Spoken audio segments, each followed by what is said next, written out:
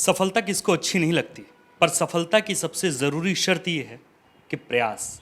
मैं प्रयास और सफलता के बीच बंधे पुल पर खड़े होकर दोनों ही चीज़ों के बीच सामंजस्य बिंदु स्थापित करने की कोशिश में बस इसलिए हूँ क्योंकि आज प्रयास संस्थान रांची में चल रहा है। क्या है प्रयास?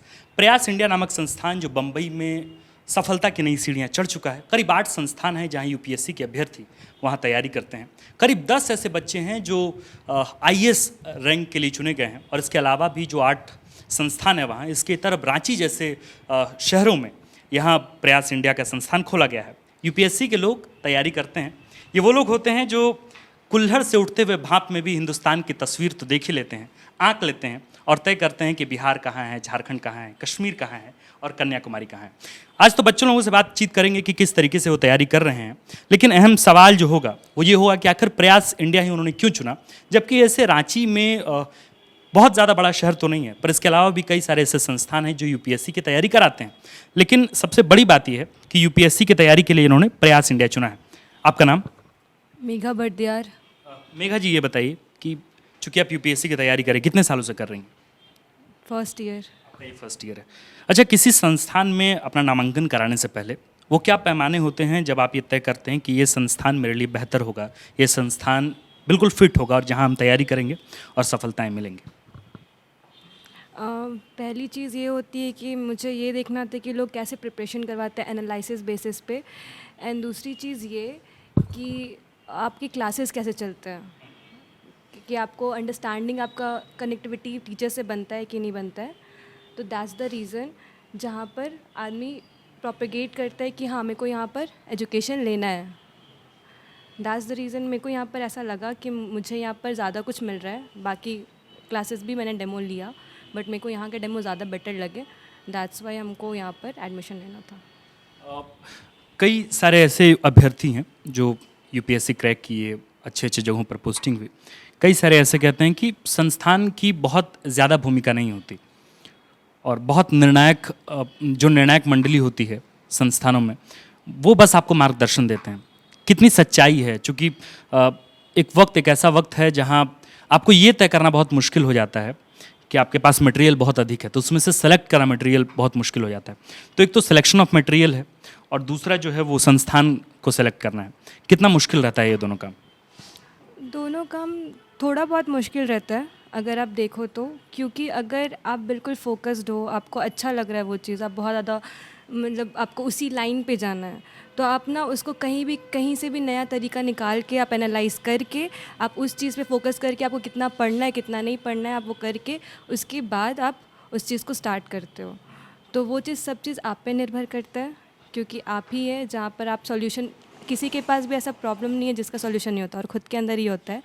तो आपको ही सॉल्यूशन निकालना पड़ता है, तो आपको एनालाइज खुद से ज़्यादा ज़रूरी करना पड़ेगा, उसके बाद आप दूसरे पे डिपेंड कर सकते हैं। हम और भी लोगों से बात करेंगे। ये वे लोग हैं जो हो सकता है कि किसी दफ्तर में बैठे हैं और ज़िले को तय करें कि ज़िले के आगे के साल कैसे होंगे और किस स्थिति में वो ज़िला जाएगा। क्या नाम है आपका? एमडी आसिफ इकबाल। आसिफ जी, ये बताइए आप किस माध्यम से तैयारी कर रहे हैं? हिंदी है, अंग्रेजी है? English sir. यहाँ हिंदी की भी तैयारी होती है हिंदी माध्यम से? हाँ, हिंदी भी होती है। अच्छा, ये बताइए कि कई सारे ऐसे लोग हैं जो गांव में हैं और सरकारी स्कूल में पढ़ाई किए, बेहतर व्यवस्था नहीं थी, अंग्रेजी की बेहतर समुचित व्यवस्था नहीं थी, तो वैसे तैयारी नहीं हो पाई अंग्रेजी की। तो जब यूपीएससी की तैयारी करने आते हैं तो सबसे बड़ी समस्या होती है भाषा। तो भाषा को लेकर के कैसे तैयारी होती है? और प्रयास संस्थान में, प्रयास इंडिया संस्थान में, क्या अंग्रेजी माध्यम को बहुत स्ट्रॉन्ग करने के लिए, चूँकि आर्टिकल्स बहुत लिखने पड़ते हैं, आपको बहुत कुछ लिखना पड़ता है, तो अंग्रेजी भाषा को दुरुस्त करने के लिए भी यहाँ कुछ बताई जाती है, पढ़ाई जाती है? यस सर, इसके लिए सर मैं बेस्ट एग्जांपल है, क्योंकि मैं रूरल एरिया से ही बिलोंग करता हूँ। कहाँ घर हुआ आप? सर धनबाद हुआ वैसे, लेकिन मैं धनबाद के एक छोटे से गांव में बिलोंग करता हूँ। और मेरी जो एजुकेशन है वो गवर्नमेंट स्कूल से ही हुई है 10th तक। बाई 10th उसके बाद मुझे मतलब इंग्लिश मीडियम आया, तो मुझे एक बहुत सारी डिफ़िकल्टीज़ हुई थी उस टाइम कि अचानक आप हिंदी टू इंग्लिश स्विच करना एक छोटे से जगह के लड़के के लिए बहुत डिफ़िकल्टीज़ होती है सर। या फिर आप ऐसा नहीं कि हिंदी से इंग्लिश ही, आप इंग्लिश से भी हिंदी करो। बहुत सारे लोग जो सीबीएसई में पढ़ते हैं उनको आप अगर 76 को पूछने जाओ, बहुत सारे मेम्स भी बनते हैं कि उसको हिंदी में क्या बोला जाता है, तो वो नहीं बोल पाते। इन केस अगर आप गांव के स्कूल के लड़कों को बोलोगे कि आप कुछ भी इंग्लिश में कुछ हिंदी को इंग्लिश में अगर वो नहीं बोल पाते, तो मेरे साथ भी यही हुई थी। और मैंने जब बीटेक की जमशेदपुर से, तो वहाँ पे मुझे पता चला कि अब मुझे इंग्लिश में स्विच करना है। तो बहुत शुरू में परेशानी हुई। तो एक टाइम सर मैं जब बस में ट्रैवल कर रहा था, एक पटना के कोई ऑफिसर थे, उनकी ट्रेन मिस हो गई थी, तो मेरे बगल में बैठे थे। उन्होंने मेरे क्लैरिटी को हटा दिया। उन्होंने कुछ आईएएस रैंकर थे, उनके इंटरव्यू में एक क्वेश्चन पूछा गया था सर कि वो हिंदी मीडियम से थे। उन्हें पूछा गया था कि आप बताओ कि आपको इंग्लिश नहीं आती है, आपको कहीं पे सर्विस दी जाएगी, आप क्या करोगे, आप हैंडल कैसे करोगे? तो वो जवाब नहीं दिए। तो जो इंटरव्यूअर थे वो बोले कि अच्छा, आप अगर परेशानी आपको फील हो रही है तो आप पानी पी सकते हैं। तो वो सर पानी ला के दिए। तो वो बोले कि सर मैं कांच के गिलास से पानी नहीं पीता, मैं स्टील के गिलास से पीता हूँ। तो इंटरव्यूअर उसमें गुस्सा होकर बोले कि यार पानी तो पानी होता है, अब कांच से पियो या गिलास से पियो। तो सर बोले कि यही सर मैं आपको बोलना चाहता हूँ कि भाषा मायने नहीं रखती है, आप इंग्लिश से बोलो या हिंदी से बोलो, समझाना मायने रखता है। मुझे लगता है कि मैं अपने जहाँ पे भी सर्विस करूँगा उसके साथ रिलेट कर सकता हूँ। तो यही मेरा भी मानना है सर कि प्रयास में यही है कि यहाँ पे भाषा मायने नहीं रखता है कि आप इंग्लिश से पढ़ो इंग्लिश से। सर का जो पढ़ाने का तरीका है और जो कोचिंग का जो वे है, एक्सप्रेशन है, बहुत अच्छा है सर। और मुझे लगता है पर्सनली, मेरा जब इनॉग्रेशन वाले दिन मेरा फर्स्ट डे था, आज 1 मंथ होने के है, तो उस दिन भी मैंने कहा था कि सर मेरे माइंड से एक नेगेटिविटी हटना चाहिए ये इंग्लिश और हिंदी और इंग्लिश की वजह से, क्योंकि मैं बहुत स्ट्रगल किया हुआ लाइफ में। यहाँ आके sir within a week not a month मुझे बहुत सारी चीज़ पता चला कि ये इंस्टीट्यूट अलग इंस्टीट्यूट में दूसरे जगह भी गया था, उसके कंपेयर में मैं नाम नहीं लेना चाहता हूँ, कोई सर कम ज़्यादा नहीं होता है, वो डिपेंड करता है आप कहाँ समझ पाते। मुझे यहाँ समझ में आया, तो बेस्ट है सर मेरे लिए। ठीक है, और भी कई लोगों से बात करें, क्योंकि यूपीएससी अपने आप में एक बड़ा इम्तिहान है, पर ज़िंदगी से बड़ा इम्तिहान तो नहीं है। कई और लोगों से बातचीत करते हैं। सर ये बताइए कि एक वैसे परिवार जहाँ आर्थिक स्थिति बिल्कुल ठीक नहीं है, अगर उस घर का बच्चा, उस घर की लड़की, उस घर का लड़का अगर तैयारी करना चाहे तो कितनी मुश्किल होती है। या प्रयास इंडिया जैसे संस्थान, या इसके अलावा भी बहुत सारे राष्ट्रीय राजधानी में संस्थान है, विजन आईएएस है, दृष्टि है, कितना मुश्किल होता है पैसों के लिहाज से तैयारी करना किसी संस्थान? सर इसका मैं भी हूँ, एक मिडिल क्लास फैमिली से ही बिलोंग करता हूँ, जिसको मेरी प्रॉब्लम बहुत होती है पैसों को लेकर के। तो द प्रयास इंडिया यहाँ पास बच्चों लोग को जो पैसे नहीं दे पाते हैं, थोड़ा दिक्कत होता है मिडिल क्लास के, तो यहाँ पास उनको बोला जाता है इंस्टॉलमेंट में पे करने के लिए। सर यहाँ पास सुविधा दी गई है अच्छा से, और मुझे नहीं लगता कि प्रयास इंडिया, औरों को तो नहीं पता मुझे सर, यहाँ प्रयास इंडिया बहुत अच्छे से फोकस किए हुए है सबसे कि कैसे अच्छे से सब रहे, यहाँ पास पैसा दे सके, कोई टेंशन ना हो, अच्छा से कर सके सर। कक्षा तो चलती रहेगी और शिक्षक भी आते रहेंगे, और शिक्षक ही ये तय करते हैं कि बच्चों का भविष्य क्या होगा। सर हमने पढ़ा था कि लक, लेबर और चांस, आप तीनों में से किस चीज़ को ज़्यादा फेवर करें? तीनों चीज़ ज़रूरी होती है प्रिपरेशन के लिए। सबसे पहले तो लेबर, और क्योंकि आपने बहुत अगर लेबर ले रखा है, आपको एक लेवल ऑफ कॉन्फिडेंस वहीं पे बिल्डअप हो जाती है। उसके बाद में जब आप में कॉन्फिडेंस जब बिल्डअप हो जाती है तो आप चांस लेना, आप रिस्क भी लेना शुरू कर देते हैं, एंड आखिर में जो होता है आपका जो लक फैक्टर काम करता है। तो मुझे लगता है ये जो क्रोनोलॉजी है वो हर यूपीएससी एस्पिरेंट्स को जो है ध्यान में रखे हुए यूपीएससी प्रिपेयर करना चाहिए। Not only UPSC, in every aspect of the life this plays a very very important role. Sir ये संस्थान, चूँकि इस संस्थान के बच्चों से मैंने बात की, मैं ये समझना चाहता हूँ, चूँकि हिंदुस्तान में जिस तरीके से यूपीएससी को लेकर क्रेज़ है और जिस तरीके से लोग कस्बों से निकल कर आते हैं और फिर आईएएस बनने का ख्वाब लेकर के आते हैं, बड़े शहरों में जाते हैं, एक संस्थान की कितनी भूमिका होती है उस बच्चे को मांझने में, उसके स्किल्स को बेहतर करने में और उसके व्यक्तित्व को निखारने में? देखिए, सिविल सर्विस की प्रिपरेशन इतनी लंबी है कि अगर कोई ढंग से अगर इसकी सिलेबस को अगर पढ़ना चाहें तो 3-4 साल लग जाएंगे। तो कोई भी जो कोचिंग इंस्टीट्यूट होता है उनका ऑब्जेक्टिव यही होता है कि इन जो 3-4 साल की मेहनत को 1 साल 1.5 साल में कंप्लीट करवा दें, और यहाँ पे जो टीचर्स का जो काम होता है objective, it is not only the teaching, सिर्फ लेक्चर लेके चले जाना ये ऑब्जेक्टिव नहीं होता है। टीचिंग एक पूरे जो कोचिंग का एक छोटा सा हिस्सा है। मोर देन दैट मेंटरशिप होता है। टीचर्स जो है कई सालों के क्वेश्चन पेपर एनालाइज करते हैं, फिर उसमें से जो है सब्जेक्ट वाइज जो क्वेश्चन है उसको ब्रेक डाउन करते हैं, फिर फर्दर उसको टॉपिक वाइज सब टॉपिक वाइज किया जाता है। और ये अगर एक इंडिविजुअल स्टूडेंट अगर करने चाहे तो उसको कई महीनों लग जाएंगे। और कोचिंग का यही रोल होना चाहिए कि स्टूडेंट के जो टाइम, जो सबसे इम्पोर्टेंट रिसोर्स है, स्टूडेंट का जो मेंटल एनर्जी है, इनको थोड़ा सेव किया जाए। और इसके लिए जो है टीचर्स बहुत इंपॉर्टेंट रोल प्ले करते हैं इस सिविल सर्विस एग्ज़ाम के लिए। सर, बुनियादी समस्याएं कहाँ हैं?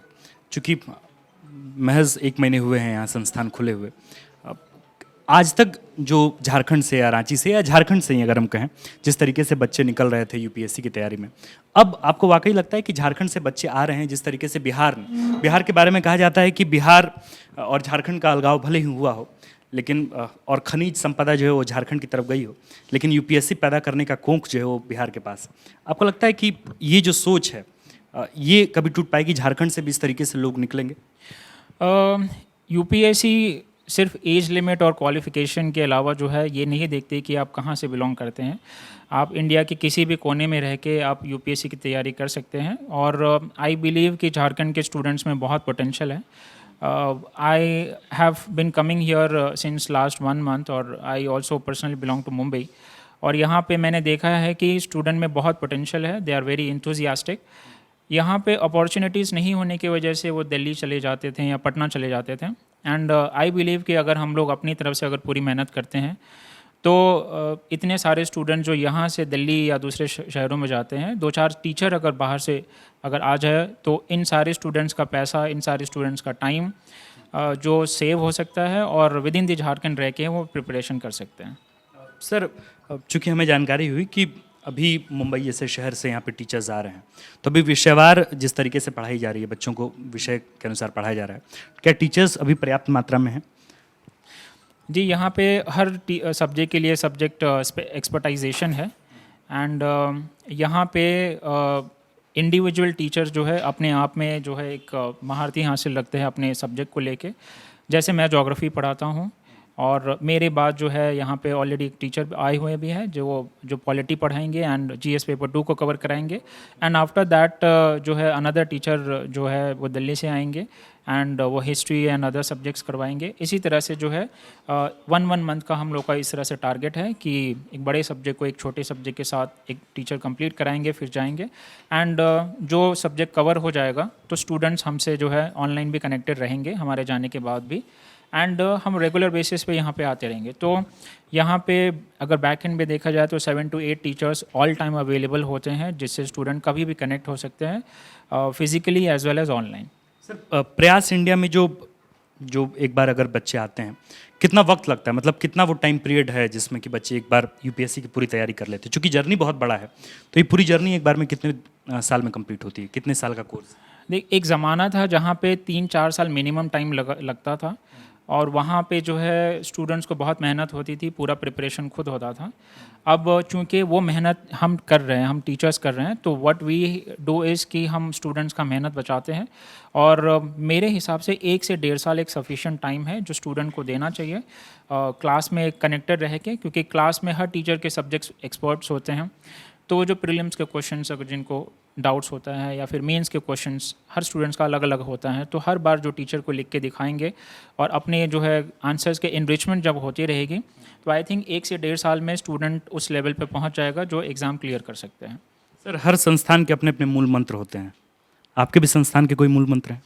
हमारे संस्थान का मूल मंत्र है learn, practice and analyse. Learn में हम लोग ये करवाते हैं कि जो एक्चुअल सिलेबस है जो यूपीएससी ने दिया है, सिलेबस को ध्यान में रखते हुए प्लस पास्ट 20 ईयर्स के जो प्रीलिम्स और मेंस के क्वेश्चन पेपर है उनको ध्यान में रखते हुए पूरा स्ट्रक्चर को डिज़ाइन किया गया है, टीचिंग पैटर्न को। और ये हर टीचर वो फॉलो करेंगे जिसमें आपको पढ़ाया जाएगा, सिर्फ पढ़ाया नहीं जाएगा, साथ में जो है प्रीवियस ईयर्स के प्रीलिम्स और मेंस के क्वेश्चंस भी क्लास में करवाए जाएंगे।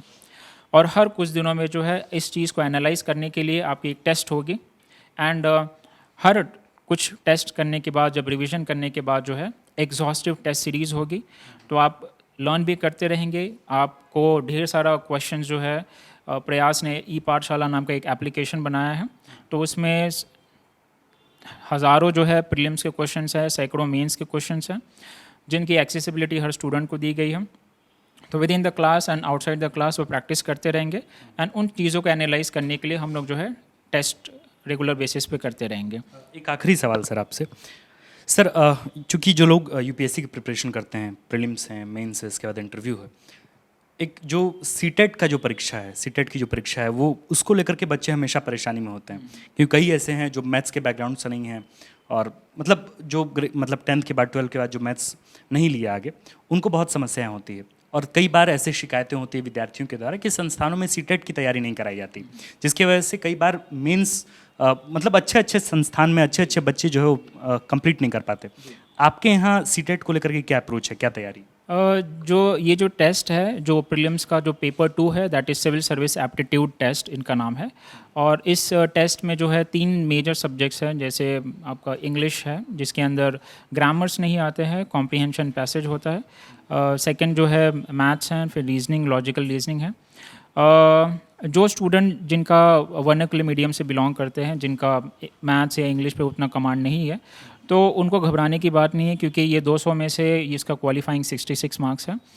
और ये इतना भी मुश्किल नहीं होता। 3-4 साल के क्वेश्चन पेपर अगर स्टूडेंट सॉल्व करते हैं, एट द सेम टाइम जो बहुत ही ज़्यादा वीक है मैथ्स में, रीजनिंग में, तो उनका जो है रेगुलरली उनका भी क्लास करके वो भी पॉलिश किया जाता है। तो 2015 से जब से ये क्वालिफाइंग हुआ है, ठीक है, तो चीज़ों आसानी हुई, इतनी मुश्किल नहीं हुई है। But in the recent years, जैसे इस साल का पेपर CSAT वाला काफ़ी डिफ़िकल्ट आ गया था, तो स्टूडेंट को इससे घबराने की बिल्कुल ज़रूरत नहीं है, उसकी भी कोचिंग कराई जाती है। एंड आप 10th के बाद अगर भी मैथ्स नहीं भी पढ़े होंगे तो भी इसकी कोई प्रॉब्लम नहीं है, will take care of that also. अगर झारखंड से जो बच्चे अगर प्रयास इंडिया से संपर्क करना चाहते हैं तो कैसे वो संपर्क साध सकते हैं आपसे? जी, हमारा वेबसाइट है theprayasindia.com एंड डायरेक्टली जो आप वेबसाइट से हमें कनेक्ट कर सकते हैं। We have the respective phone numbers and all, आप उनसे कनेक्ट कर सकते हैं। एंड लालपुर में यहाँ हरिओम टावर में हमारा जो हेड क्वार्टर ब्रांच है, we have started from here, तो आप डायरेक्टली वॉक इन इंक्वायरी भी कर सकते हैं। And not only from Ranchi, people from all over India वो कॉन्टैक्ट कर सकते हैं। We are about to like have multiple branches very soon pan India level. तो ऑनलाइन हो या ऑफलाइन के ज़रिए स्टूडेंट जो है हमसे कांटेक्ट कर सकते हैं।